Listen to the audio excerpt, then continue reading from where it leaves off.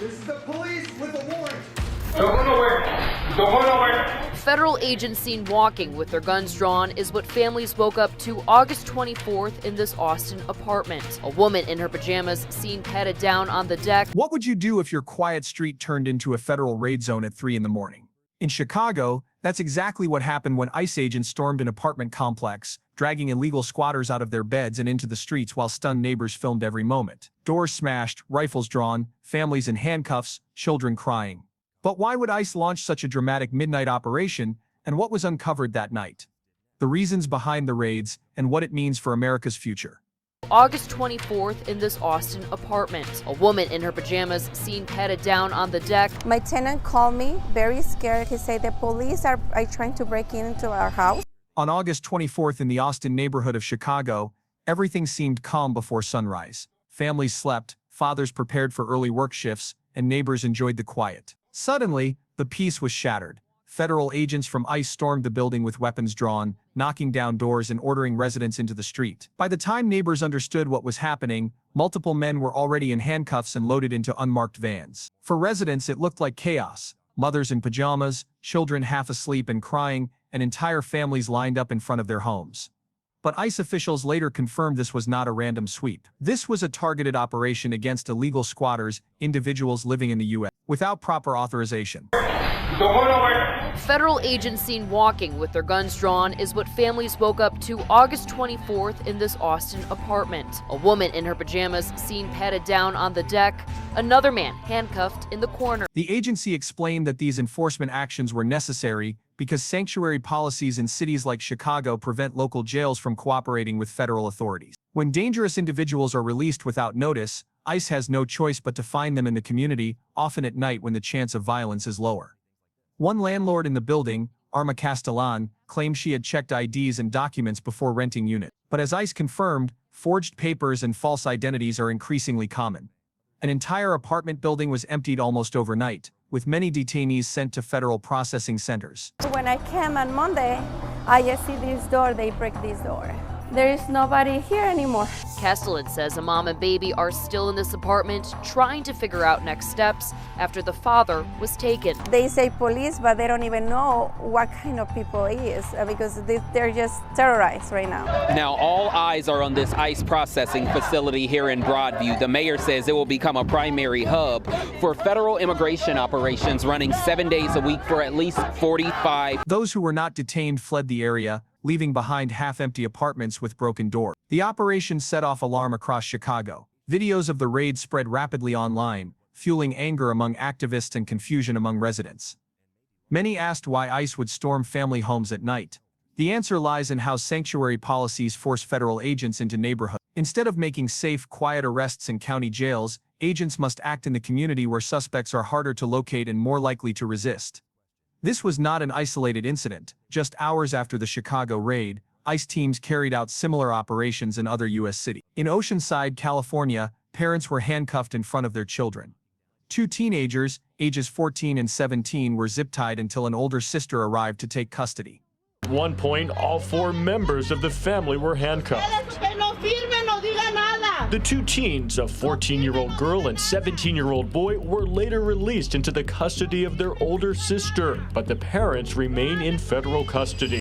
Neighbors filmed the raid, shocked at seeing drones, flash grenades, and armed agents flooding suburban homes. ICE later clarified that the parents were undocumented and had outstanding deportation orders. In Boston, the situation escalated even further. The Department of Justice sued the city and Mayor Michelle Wu for openly defying federal immigration enforcement. In response, ICE launched raids across Boston neighborhoods, capturing individuals with serious criminal records.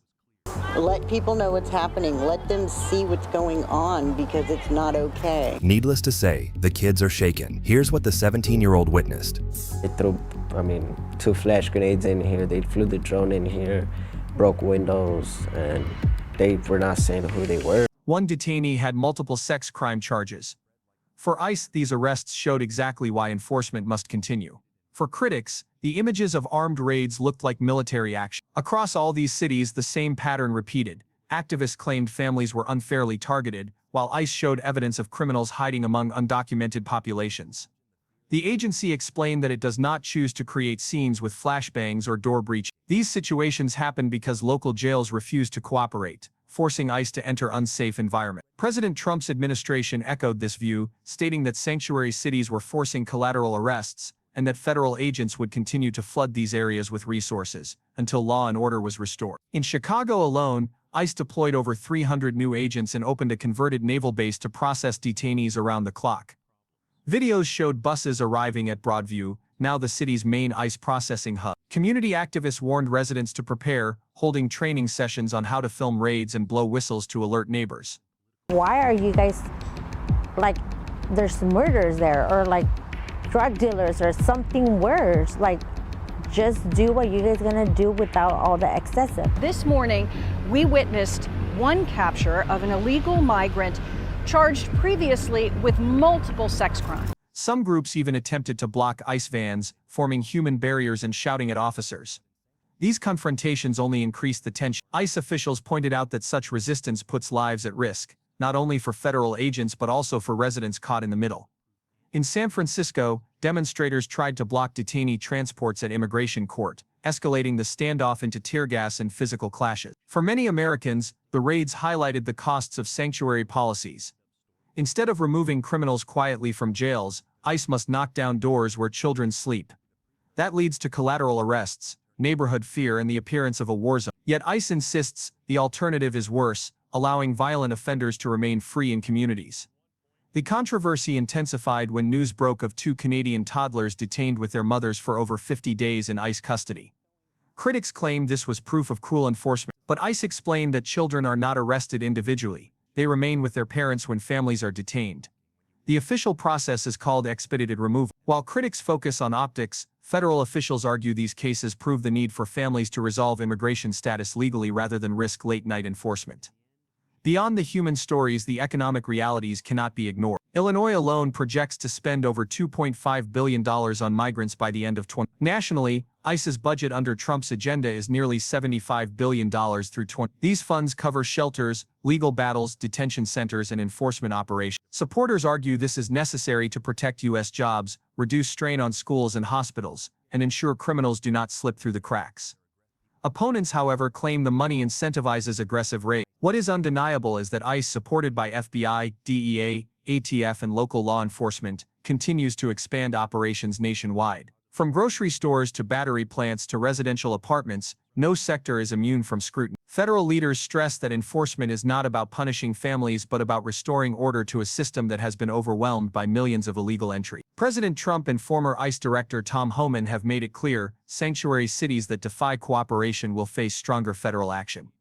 Chicago became the latest battleground, but not the last. The images from Chicago, California, and Boston are powerful reminders that immigration enforcement is not abstract. It is happening in real neighborhoods, affecting real families and shaping America's future. ICE agents, along with FBI and DEA partners, are standing on the front lines to keep our communities safe, even when local leaders refuse to cooperate. The question is, where do you stand? Should sanctuary cities be allowed to block federal enforcement, or should ICE have full authority to remove illegal squatters and criminals wherever they hide? Share your thoughts in the comments. Don't forget to like this video, subscribe to the channel, and stay tuned for more updates as we continue following ICE's mission to protect America.